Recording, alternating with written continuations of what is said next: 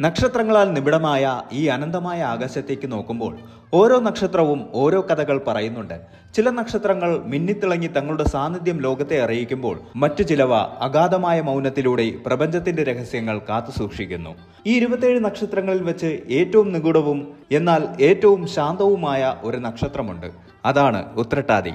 ജ്യോതിഷ ശാസ്ത്രത്തിലെ 26ാമത്തെ നക്ഷത്രം. മീനരാശിയിലെ ആഴക്കടലിൽ ധ്യാന നിമഗ്നനായിരിക്കുന്ന ഒരു യോഗിയെ പോലെയാണ് ഉത്രട്ടാതി. നാം പലപ്പോഴും കേട്ടിട്ടുള്ള ജ്യോതിഷ പ്രവചനങ്ങൾക്കപ്പുറം ഉത്രട്ടാതി നക്ഷത്രക്കാർ ആരാണ്? എന്തുകൊണ്ടാണ് അവർ മറ്റുള്ളവരിൽ നിന്ന് ഇത്രയേറെ വ്യത്യസ്തരാകുന്നത്? ഒരുപക്ഷെ ഈ നക്ഷത്രത്തിൽ ജനിച്ചവർക്ക് പോലും തിരിച്ചറിയാൻ കഴിയാത്ത ചില കാണാപ്പുറങ്ങൾ ഈ നക്ഷത്രത്തിന്റെ പുരാണങ്ങളിലുണ്ട്.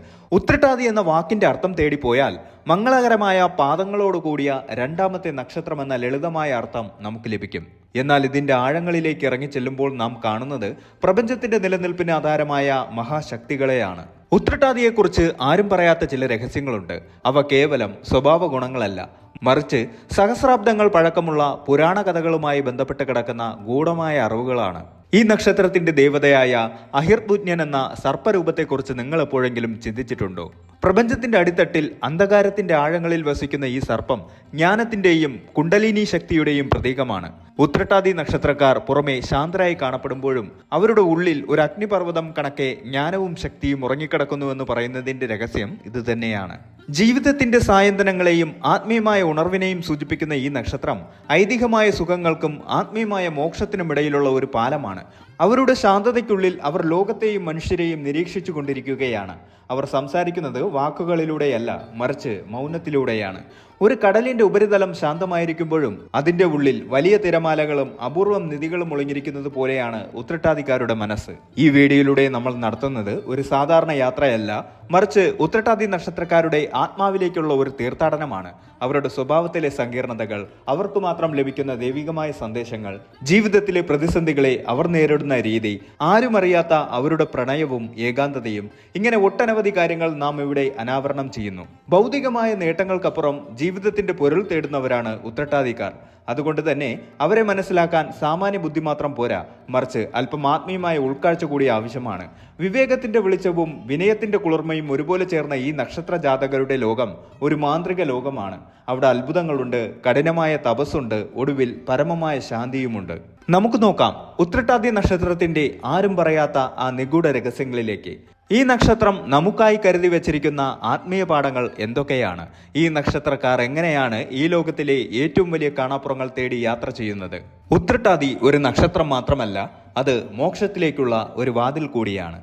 ഉത്രട്ടാതി നക്ഷത്രത്തിന്റെ ദേവത അഹിർബുജ്ഞനാണ്. ആരാണ് അഹിർബുജ്ഞൻ? പ്രപഞ്ചത്തിന്റെ അഗാധതയിൽ അന്ധകാരത്തിൽ വസിക്കുന്ന ഒരു നിഗൂഢ സർപ്പമാണ് ഇത്. പുരാണങ്ങളിൽ അഹി എന്നാൽ പാമ്പെന്നും ബുജ്ഞി എന്നാൽ ആഴം അഥവാ അടിത്തട്ടുമെന്നുമാണ് അർത്ഥം. പലപ്പോഴും ഉത്രട്ടാതിക്കാരെ കുറിച്ച് പറയുമ്പോൾ ശാന്തർ എന്ന് വിശേഷിപ്പിക്കാറുണ്ട്. എന്നാൽ ഈ ശാന്തതയ്ക്ക് പിന്നിൽ അഹിർബുജ്ഞന്റെ സർപ്പശക്തിയുണ്ട്.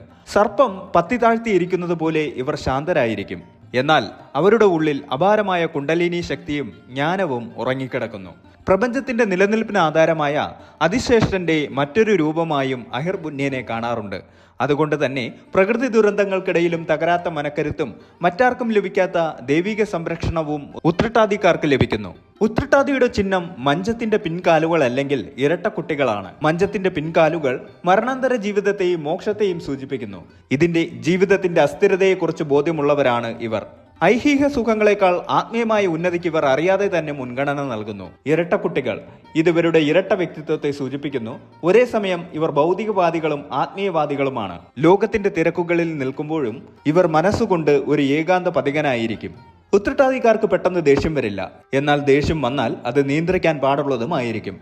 ആരെയും ഉപദ്രവിക്കാൻ ഇവർ ആഗ്രഹിക്കില്ലെങ്കിലും നീതിക്ക് നിരക്കാത്തത് കണ്ടാൽ ഇവർ പ്രതികരിക്കും. എന്നാൽ അധികം വൈകാതെ തന്നെ ഇവർ തണുക്കുകയും ചെയ്യും.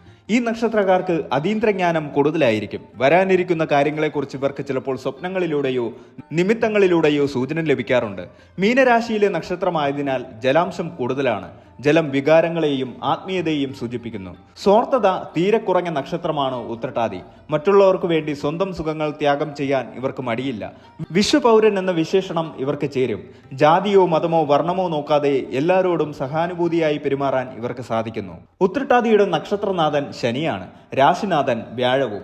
കർമ്മത്തിന്റെ ദേവനായ ശനിയും ജ്ഞാനത്തിന്റെ ദേവനായ വ്യാഴവും ഒത്തുചേരുന്ന അപൂർവ സംഗമമാണിത്. ഉത്രട്ടാതിക്കാർക്ക് ശനി നൽകുന്ന ഗുണങ്ങൾ നോക്കുമ്പോൾ കഠിനാധ്വാനം ചെയ്യാനുള്ള മനസ്സ്, ക്ഷമ, അച്ചടക്കം, ഏകാന്തതയോടുള്ള ഇഷ്ടം എന്നിവയൊക്കെയാണ്.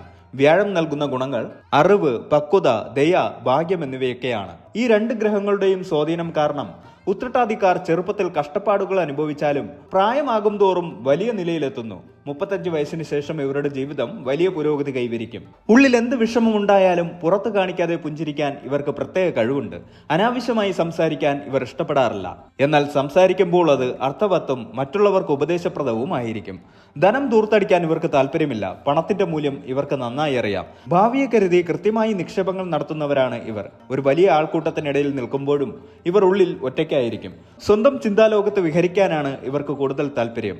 ഉത്രട്ടാതിക്കാർക്ക് ഏത് മേഖലയിലും ശോഭിക്കാൻ കഴിയും. പ്രത്യേകിച്ച് അധ്യാപനം, കൗൺസിലിംഗ്, നിയമം, ആത്മീയത, സാമൂഹിക സേവനം തുടങ്ങിയ മേഖലകളിൽ ഇവർ തിളങ്ങും. കലയിലും സാഹിത്യത്തിലും ഇവർക്ക് പ്രത്യേക വാസനയുണ്ടാകും. ഉത്രട്ടാതി നക്ഷത്രക്കാർ പൊതുവെ ഭാഗ്യമുള്ളവരാണ്. പിതൃസ്വത്ത് ലഭിക്കാനോ അപ്രതീക്ഷിതമായി ധനലാഭം ഉണ്ടാകാനോ ഇവർക്ക് യോഗമുണ്ട്. കുടുംബത്തോട് അമിതമായ സ്നേഹം പുലർത്തുന്നവരാണ് ഉത്രട്ടാതിക്കാർ. ജീവിത പങ്കാളിയോട് വിശ്വസ്തത പുലർത്തുന്ന ഇവർ മക്കളെ നല്ല രീതിയിൽ വളർത്തുന്നതിൽ അതീവ ശ്രദ്ധാലുക്കളായിരിക്കും. എന്നാൽ തന്റെ സ്വകാര്യതയെ ആരെങ്കിലും ചോദ്യം ചെയ്യുന്നത് ഇവർക്ക് ഇഷ്ടമല്ല. വീട്ടിലെ സമാധാനത്തിനു വേണ്ടി പലപ്പോഴും ഇവർ വിട്ടുവീഴ്ചകൾ ചെയ്യും. പൊതുവെ ആരോഗ്യമുള്ളവരാണെങ്കിലും ഇവർക്ക് പാദങ്ങളുമായി ബന്ധപ്പെട്ട അസുഖങ്ങൾ, ഉറക്കമില്ലായ്മ, ദഹന പ്രശ്നങ്ങൾ എന്നിവ വരാൻ സാധ്യതയുണ്ട്. മാനസിക സമ്മർദ്ദം കുറയ്ക്കാൻ ധ്യാനം, യോഗ എന്നിവർ ഇവർ ശീലിക്കുന്നത് നന്നായിരിക്കും.